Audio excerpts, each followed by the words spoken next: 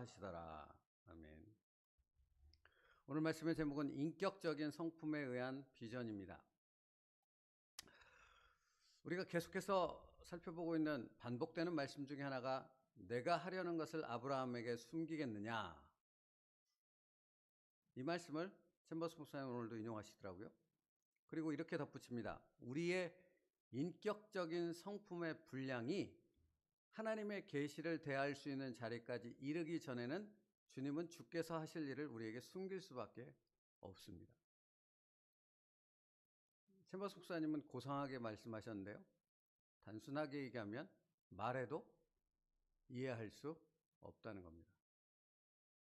별짓을 다 해도 어떤 기적과 표적을 보여줘도 얼마나 반복해서 똑같은 말을 반복해도 도무지 알아듣지를 못한다 라는 것입니다. 왜냐하면 그의 성품이, 다시 말하면 그의 수준이 하나님의 계시를 이해할 수 있는, 그것을 믿음으로 받을 수 있는 수준까지 자라나야 하는데 그렇지 못하기 때문에 그런 것입니다.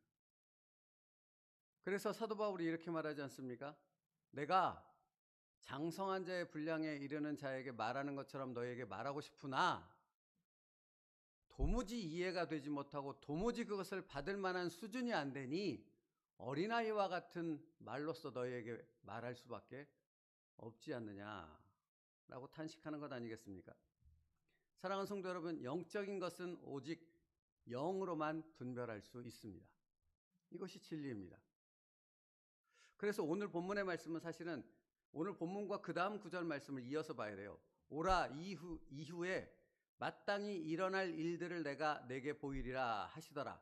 내가 곧 성령에 감동되었더니 보라 하늘의 보좌를 베풀었고 그 보좌 위에 앉으신 이가 있는데 라고 말합니다.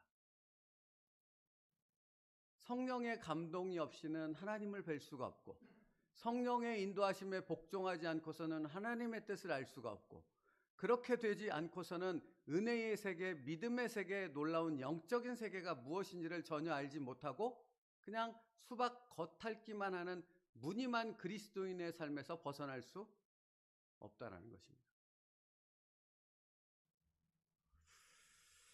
그래서 챔버스 목사님이 이렇게 또 말해요.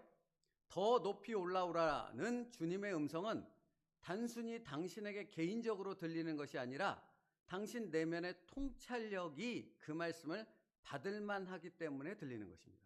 그러니까 통찰력이라는 단어를 쓴다고요. 영적 통찰력이 필요합니다. 우리는 영적 통찰력을 끊임없이 훈련하며 하나님 앞에서 그 통찰력을 갖는 자로 성장해 가는 것입니다. 그 통찰력이 왜 필요합니까?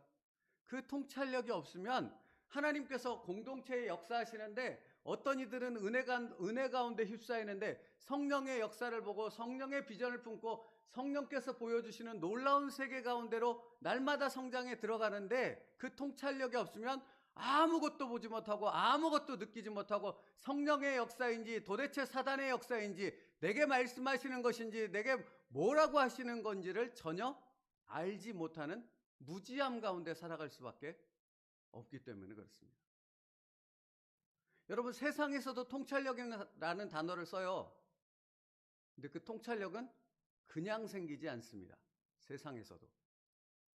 영적 통찰력이 어떻게 그냥 생기겠어요? 성령께서 우리를 만지시고 성령의 그 다스리심 가운데 복종하여 말씀을 깨닫는 가운데 나를 온전히 의탁하는 그 훈련이 없이는 영적 통찰력은 절대로 생기지 않습니다. 근데 영적 통찰력이 없으면 뭐라고요? 영적인 세계를 알지 못해요. 영적인 일을 분별하지 못해요. 사단이 말하는 건지 하나님이 말씀하시는 건지 분별하지 못하여서 도대체 어느 방향으로 싸워야 될지를 모르는 향방을 알 수 없는 그 싸움 가운데 헤매는 인생밖에는 될 수가 없다고요. 뭐가 필요해요? 성령께서 주시는 영적 통찰력이 필요합니다. 그러므로 여러분, 성령 하나님께서 우리를 인도하시잖아요. 우리의 삶을 주관하시잖아요. 아멘이십니까?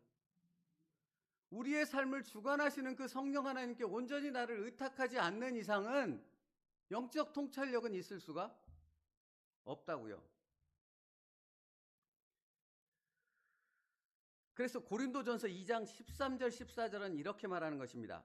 우리가 이것을 말하거니와 사람의 지혜가 가르친 말로 아니하고 오직 성령께서 가르치신 것으로 하니 영적인 일은 영적인 것으로 분별하느니라. 성령의 가르치심을 통해서만 영적인 일을 분별할 수 있다고요. 당신의 이성이 아니고, 당신의 경험이 아니고, 당신이 무언가에 매여 있는, 당신의 생각에 갇혀 있는 것으로는 도무지 영적인 일을 알 수 없는 그런 수준에 밖에는 머무를 수 없다라고 말하는 것이라고요. 그 다음 말씀이 이렇습니다. 육에 속한 사람은 하나님의 성령의 일들을 받지 아니하나니. 그렇죠. 그러니까 성령을 통해 영적 통찰력을 갖지 않는 이들은 성령의 일을 말하고 성령의 일로 인도하시고 성령의 비전을 품게 하기 위해서 성령의 사역자로 세우기 위해서 인도하셔도 순종해요, 안 해요? 따를 수 있어요, 없어요? 없다고요. 왜? 자기 생각에 갇혀 있으니까. 그들은 늘 이렇게 말합니다. 내가 이해할 수 있다면, 내가 납득할 수 있다면, 내가 순종할 수 있는 거라면 순종하겠습니다 라고 말한다고요. 그런데 여러분, 사드락과 메삭과 아벳느고가 순종할 수 있어서 순종했습니까? 그러면 그리 아니하실지라도 라는 그 엄청난 신앙 고백이 나올 수 있었겠습니까? 없죠. 없지 않습니까? 순종할 수 있는, 자기 힘으로 순종할 수 있는 것이었다면 뭔 그리 아니하실지라도 라는 고백이 필요하겠냐고요. 그 말 필요 없지요. 순종할 수 없는 일이었다라는 거죠. 근데 그들은 뭐 했어요? 순종했어요. 성령을 의지해서. 그게 믿음이고 우리는 그 길을, 그런 삶을, 그런 훈련을 하는 하나님의 자녀라고요. 어찌 이것을 모르십니까? 육에 속한 사람은 하나님의 성령의 일들을 받지 아니하나니 이는 그것들이 그에게는 어리석게 보이며. 그렇다니까요. 그러니까 말씀은 정확합니다. 그들에게 성령의 일은 뭐처럼 보여요? 어리석고 미련한 것처럼 보여요. 그 다음에 뭐라고 말하냐면 또 그는 그것들을 알 수도 없나니. 그런 겁니다. 그러니까 끊임없이 뒤집어지는 겁니다. 성령께서 이끄시는 그 일에 자기의 이성과 한계에 갇혀서 순종할 수 없다라는 것에, 납득할 수 없다라는 그 생각에 갇혀서 끊임없이 뒤집어지고 분노하고 난리만 치는 겁니다. 그래서 그 다음에 뭐라고 말씀하는지 아세요? 그러한 일은 영적으로 분별되기 때문이다. 성령의 통찰력이 아니고서는 그런 일을 분별할 수도 순종할 수도 없기 때문이다. 사랑하는 성도 여러분, 그러므로 신앙생활 가운데 끊임없이 우리 마음 가운데 이런 생각이 드는 것은 당연한 것입니다. 이해할 수 없어, 납득할 수 없어, 순종할 수 없는 일인데 이런 생각이 드는 것은 당연하다고요. 그때 뭐가 필요한 것입니까? 나는 죽었고 예수님이 살기에, 예수님이 십자가를 지시러 순종의 길을 가셨던 것처럼 그 예수님의 손을 붙잡고 나도 걸어가는 것입니다. 성령께서는 언제나 우리를 그렇게 인도하시는 것입니다. 그러므로 여러분, 경험이나 상식, 이성과 논리로 도저히 납득할 수 없는 순간이 다가왔을 때가 바로 은혜의 때요, 하나님 앞에 순종할 때라는 사실을 기억하십시오. 고린도전서 2장 11절 말씀에 사람의 일을 사람의 속에 있는 영 외에 누가 알리요? 그 다음에 이렇게 말해요. 이와 같이 하나님의 일도 하나님의 영 외에는 아무도 알지 못하느니라. 그러니까 여러분, 우리는 하나님의 일을 몰라요. 하나님의 인도하심을 몰라요. 하나님의 계획을 몰라요. 그게 문제가 있는 게 아니라고요. 그게 당연한 거라고요. 그런데 그것을 알려주시기 위해 성령 하나님께서 예수님께서 보내신 보혜사 성령님께서 내 안에서 그것을 깨닫게 하시고 그것을 갈 수 있는 힘을 주시고 우리로 하여금 그걸 갈 수 있도록 우리를 독려하고 이끌어 주시는 분이 되어 주신다 하는 것이라고요. 여러분, 만약 아람의 군대장관 나아만이 요단강에 7번 몸을 담가 씻으라고 말한 엘리사의 명령에 대해 이런 우리가 자주 쓰는 그 단어를 외치며 아람 땅에도 요단강 못지않은 강이 있는데 얼굴도 콧배기도 보이지 않고 나에게 이런 명령을 해. 내가 누군데? 게지바의 하녀가 얘기하는 말을 듣지 않고 그대로 아람 땅으로 돌아갔다면 그 분노에 사로잡혀서 그러면 그의 문둥병이 치료됐겠습니까? 하나님의 놀라운 그 세계를, 그 놀라운 일을 체험할 수 있었겠습니까? 영적인 세계를 알 수 있었겠습니까? 그죠? 그러나 그는 천한 게지바의 이야기를 듣고 순종합니다. 그랬더니 믿음의 세계가 문둥병이 낫는 것에서 끝나지 않고 구원의 문이 열려졌다라는 겁니다. 이게 하나님의 일하심이고 이게 성령님께서 우리의 삶을 인도하시는 방법이라는 것을 어찌 모르십니까? 챔버스 목사님 이렇게 말합니다. 우리의 인격적 성품의 분량이 하나님의 계시를 대할 수 있는 자리까지 이르기 전에는 주님은 주께서 하실 일을 우리에게 숨기실 수밖에 없다고 말합니다. 그리고 이렇게 말해요. 은혜 가운데 성장한다는 것은 과거로 돌아가지 않는다는 사실로 입증되지 않는다고요.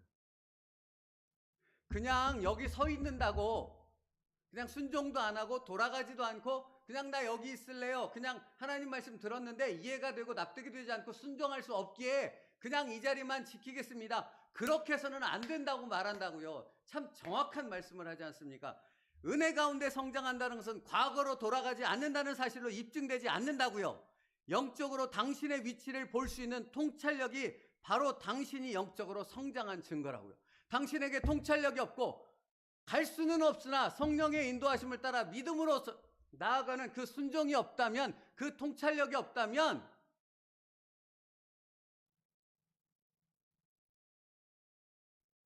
아직 성령님이 누구신지를 모르는 거라고요.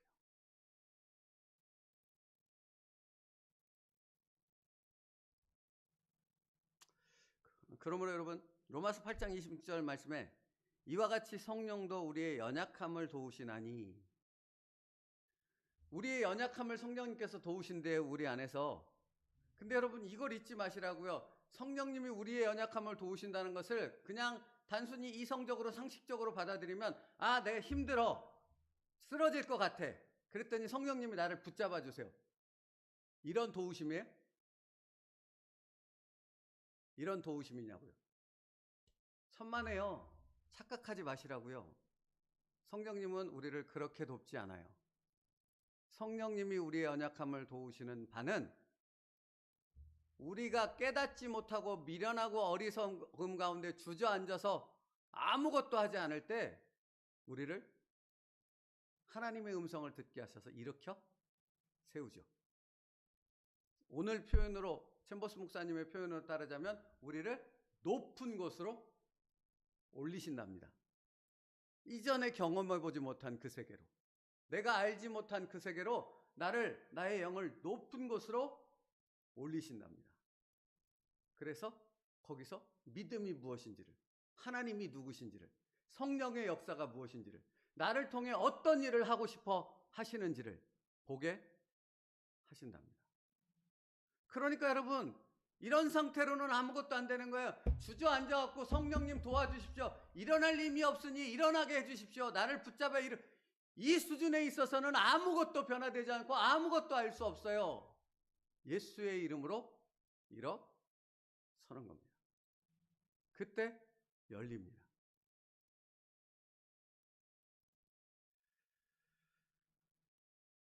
그러므로 여러분, 이게 그럴 수밖에 없지 않습니까? 그러므로 성령의 인도하심 가운데 우리의 반응은 딱 한 가지밖에 없죠. 그리스도인이 아닌 사람은 늘 두 가지로 고민한다고 말씀드렸잖아요. 그리스도인은 한 가지밖에 없다고요. 뭐밖에 없어요? 무조건적 항복. 이게 다른 길이 없네? 그냥 성령의 인도하심에 나는 죽었고 내 안에 예수님이 사십니다. 그러므로 나는 성령님의 뜻에 무조건적 항복 밖에는 없습니다. 여기서부터 놀라운 변화가, 역사가 시작된다고요. 이리로 올라오라. 이후에 마땅히 일어날 일들을 내가 내게 보이리라. 그 엄청난 믿음과 은혜의 세계가 열리는 것은 이렇게 시작되는 것입니다. 자, 이 부분은 챔버스 목사님이 너무 잘 표현하셔서 제가 읽어드리려고 하는 건데, 보세요.